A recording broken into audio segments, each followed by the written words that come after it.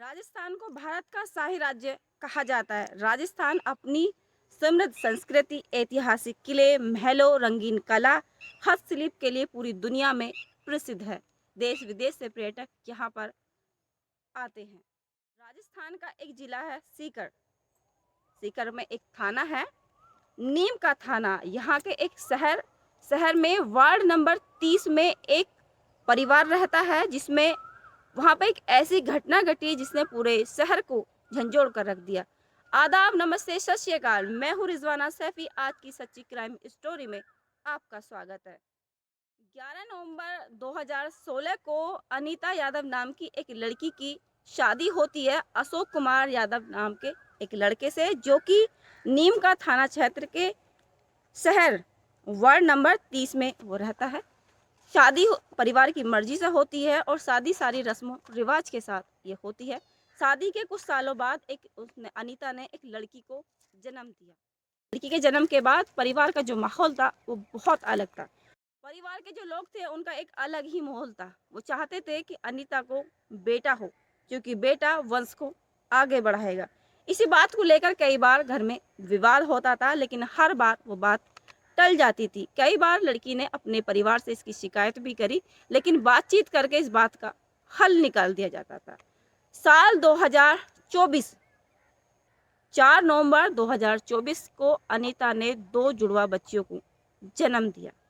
उनका जन्म जब हुआ तो परिवार में एक सन्नाटा सा छा गया, क्योंकि परिवार चाहता था कि उनके बेटा हो, और फिर से उसने 2 जुड़वा बेटियों को जन्म दिया। लेकिन उसकी माँ बहुत खुश थी। वो चाहती थी अपनी बच्चियों को पढ़ा लिखा कर उन्हें कामयाब बनाए, उन्हें सफल बनाए।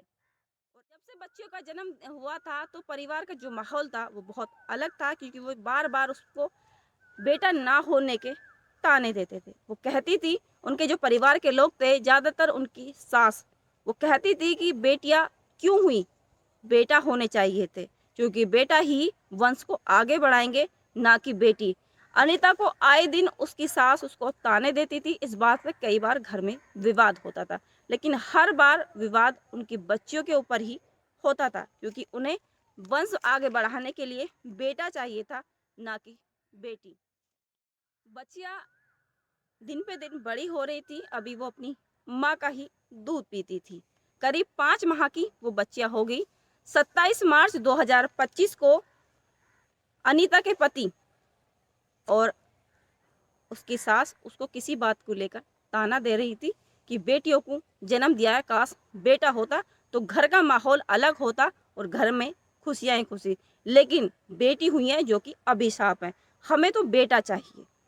27 मार्च का दिन था और अनीता और उसका पति जाकर अपनी बच्चों को टीका लगवा कर आया था। घर पे वापस आया तो जब वापस आया तो जो अनीता की सास है वो बार बार उसको ताना दे रही थी। वो बार बार उससे कह रही थी कि बेटा होता तो काश वंश को आगे बढ़ाता, लेकिन ये तो बेटियां हैं, हमेशा मेरे बेटे को कर्ज में रखेंगी। इनकी शादी पर खर्चा, इनकी पढ़ाई पर खर्चा, हर बार इन पर खर्चा ही होगा, और काश बेटा होता तो अपने बाप का सहारा होता। इसी बात को लेकर जब बात विवाद बढ़ रहा था तो अनीता ने अपनी सास को जवाब दे दिया। उन्होंने कहा, बेटी हो या बेटा है तो एक ही, क्या फर्क है।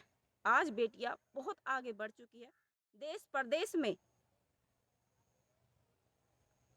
कामयाबी की मिसालें बेटियों की हैं।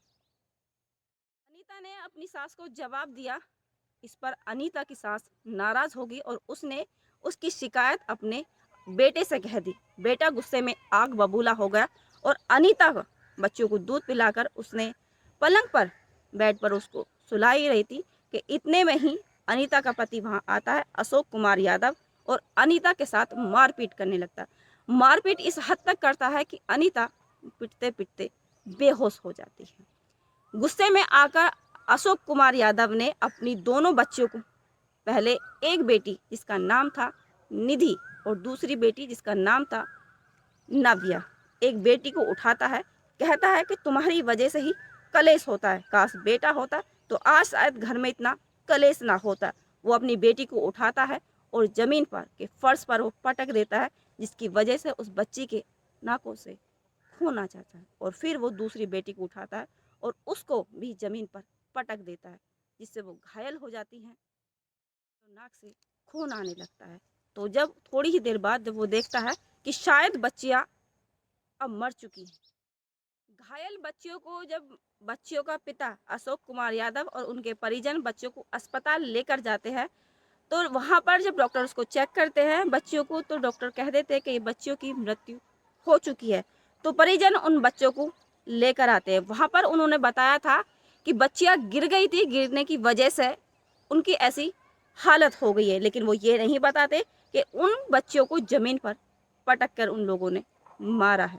वो वापस अपने घर पर आते हैं और अपने अशोक कुमार यादव जो बच्चियों का पिता है और उसके परिजन उन बच्चियों को शवों को ले जाकर पास का ही एक घर से करीब 2 किलोमीटर दूर एक तालाब होता है। तालाब की एक जमीन पर उन बच्चियों के शव को दफना देते हैं और ऊपर से कुछ झाड़ी और पत्थर रख देते हैं और वापस घर आ जाते हैं। अनीता यादव को जब होश आता है और वो अपने ससुराल वालों से पूछती है कि उसकी बच्चियां कहाँ हैं, तब उसको वो बताते हैं कि बच्चियों की मौत हो चुकी है और उनको दफना दिया गया है। जब वो बात सुनती है तो उसके पैरों तले जमीन खिसक जाती है। वो उन बच्चियों के लिए कितने सपने सजाए हुए थे।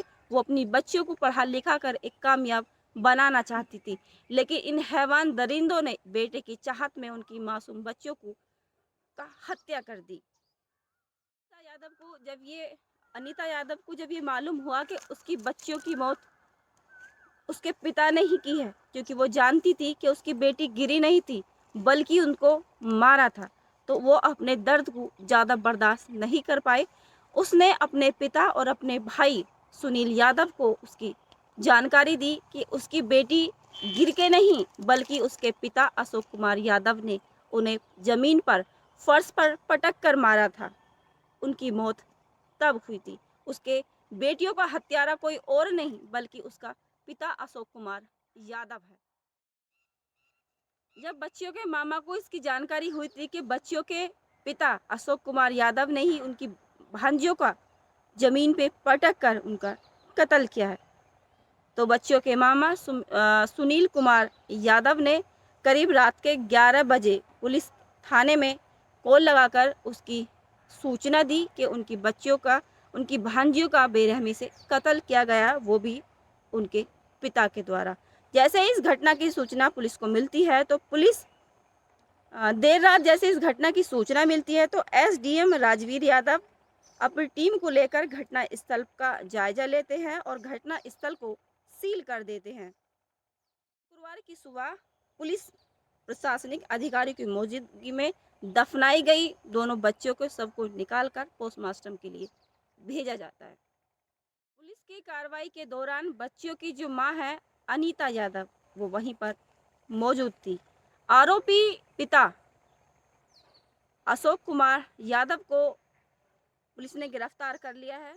पोस्टमार्टम कराने के बाद मृतक 5 महीने की 2 जुड़वा बहनें निधि और नाव्या को दफनाया गया। कोतवाली थाने की सीआई सुनीता गोयल जी ने कहा कि पुलिस ने हत्यारे पिता अशोक कुमार यादव को 28 मार्च 2025 को गिरफ्तार किया। 29 मार्च 2025 को कोर्ट में उसको पेश किया गया। एक दिन की उसको रिमांड पर लिया गया था। रिमांड पूरी होने के बाद उसको कोर्ट में पेश किया गया। आरोपी अशोक कुमार यादव को पूरे शहर में उसका जुलूस भी निकाला गया ताकि ऐसा अपराध समाज में दोबारा ना हो। जो सच्ची घटना है, सच्ची घटना राजस्थान के सीकर जिले के नीम का थाना क्षेत्र की है, जहां पे 27 मार्च 2025 को वार्ड नंबर 30 में रहने वाले अशोक कुमार यादव ने अपनी 5 माह की जुड़वा मासूम बच्चियों को निधि और नव्या का कत्ल कर दिया। जब इस घटना को बताने का उद्देश्य किसी को डराना, धमकाना, किसी के मान सम्मान को ठेस पहुंचाना या किसी की भावनाओं को आहत करना नहीं था, ना ही ऐसा कार्य करने के प्रति किसी को उकसाना था, बल्कि सावधान करना था, सुरक्षित करना था, सेफ करना था। भविष्य में ऐसा कोई कार्य ना करें जिसकी वजह से किसी का जीवन समाप्त हो। भविष्य में ऐसा कोई कार्य ना करें जिसकी वजह से आपका जीवन अंधकार में बीते। इस कहानी के बारे में आपकी क्या राय है, कमेंट बॉक्स में ज़रूर बताइएगा और वीडियो को ज़्यादा से ज़्यादा शेयर करें। वीडियो पसंद आए तो वीडियो को लाइक कीजिए, शेयर कीजिए, कमेंट कीजिए और चैनल को सब्सक्राइब कीजिए। मिलते हैं एक अगली नई कहानी के साथ। तब तक के लिए खुदा हाफिज़।